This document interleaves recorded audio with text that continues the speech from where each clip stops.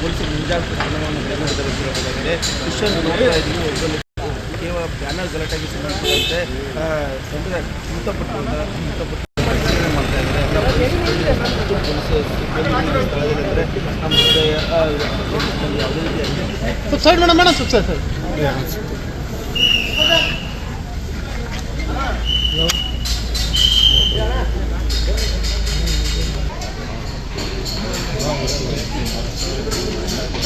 ಮತ್ತೆ ಮಕ್ಕಳು ಆದ್ಮೇಲೆ ದುಡ್ದಂಗೆ ಇರ್ತಾರೆ ಏನಪ್ಪ. ನೀವು ಕೇಳೋದಂಗೆ ಇವಾಗ ತಂದು ಕೊಡ್ತೀನಿ ನಮ್ಮ ಮಗನ, ಇಷ್ಟು ಹೇಳ್ತೀನಿ ತಂದು ಕೊಡ್ತೀನಿ ಅಂತ ತಂದು ಕೊಡ್ರಿ, ನಾನು ಮಾತಾಡಲ್ಲ ಸಾಕು ಬಿಡು.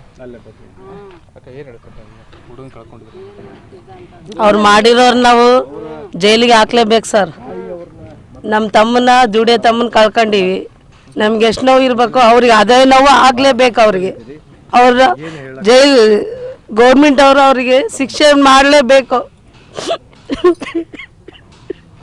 ಓಡಾಡ್ತಿದ್ದ ಭಾಳ ಆಕ್ಟಿವ್ ಇದ್ದ ಸರ್. ಅದೇ ತಮ್ಮ ಸರ್, ನಮಗೆ ಹಸ್ಬೆಂಡ್ ಇಲ್ಲ, ನಮ್ಮ ತಮ್ಮನೇ ಧೈರ್ಯ ಅಂತ ಇದ್ವಿ ಸರ್ ನಾವು.